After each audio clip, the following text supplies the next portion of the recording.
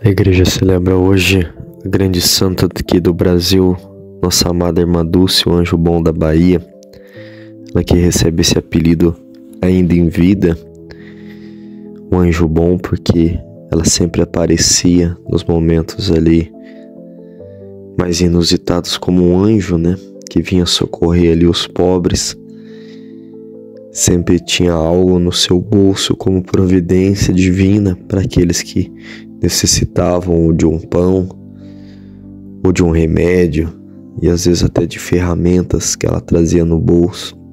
Uns dizem que era uma graça especial, outros dizem que era a sua própria memória, que armazenava aquilo que os pequeninos falavam para ela que estava necessitando e depois ia visitá-los e lembrava e carregava ali no seu bolso.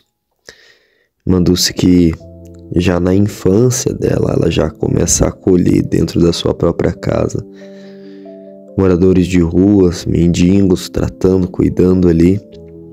Você vê que o chamado dessa mulher é um chamado que já inicia na infância, antes dela entrar no convento. E depois ali no convento só vem à tona esse chamado com mais eficácia. Irmã Dulce que não tinha medo de ir nas favelas, nas cadeias, nos prostíbulos, levar o amor, levar a misericórdia, levar o olhar de Deus para aqueles que padeciam. Irmã Dulce que também não tinha medo de enfrentar os políticos para ali conseguir algo para os seus pobres.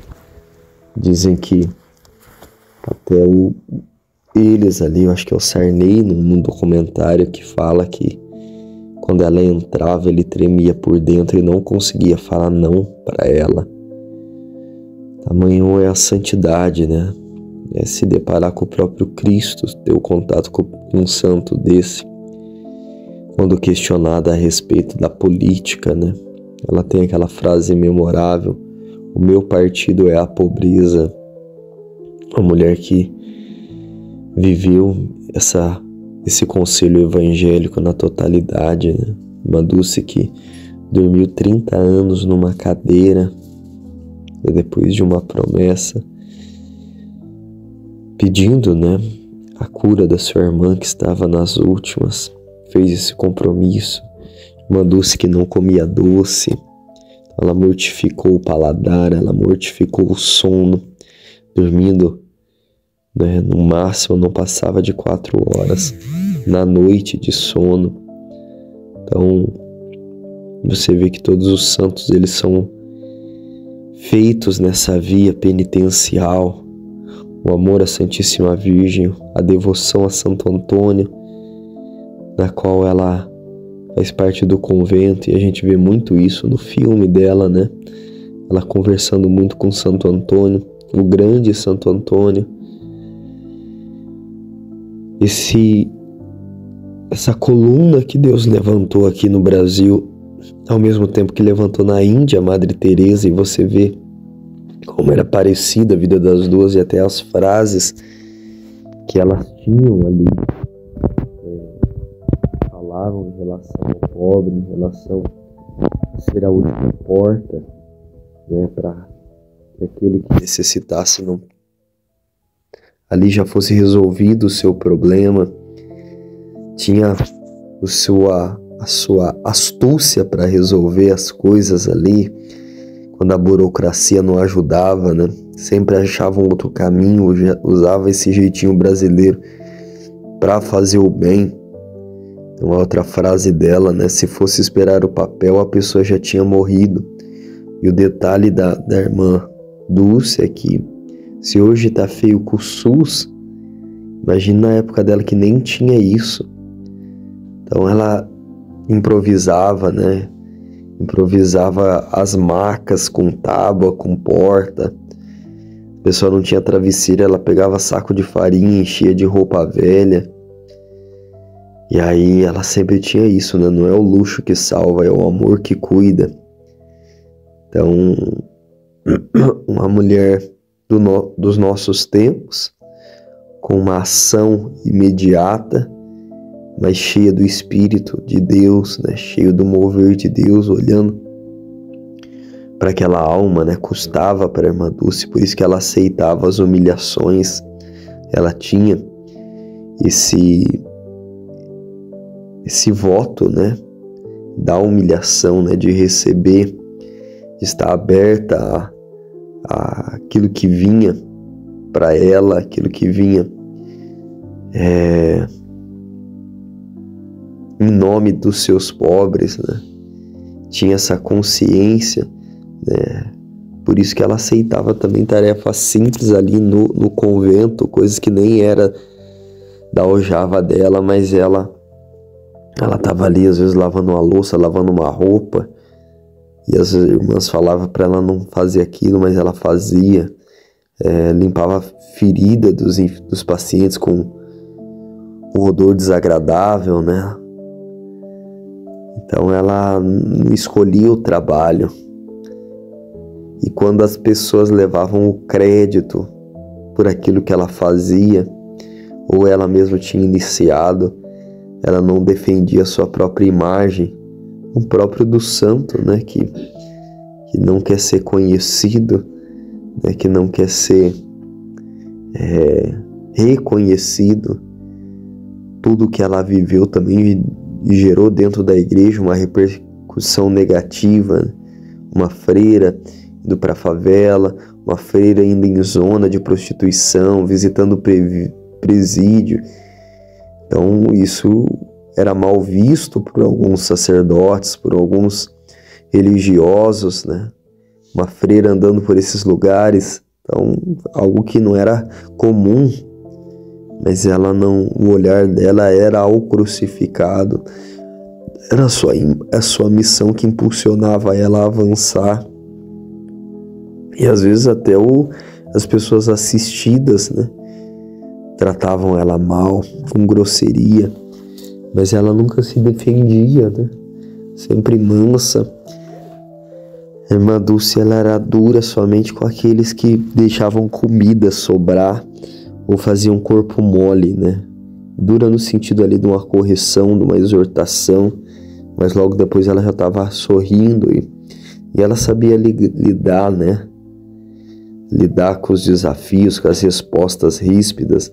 Uma cena marcante no filme dela é quando ela vai pedir comida na feira, né? Frutas para os seus pobres, e ela estende a mão, o rapaz dá uma cuspida na mão dela, e ela passa no seu hábito e diz: esse é para mim, e aí estende a outra mão, e aí ela fala: e para os meus pobres. E aí o homem, desconcertado com a humildade dela, né, pega ali a fruta e concede a eles. Aquilo que Francisco fazia também, né? Eu li uma biografia um tempo atrás e dizia que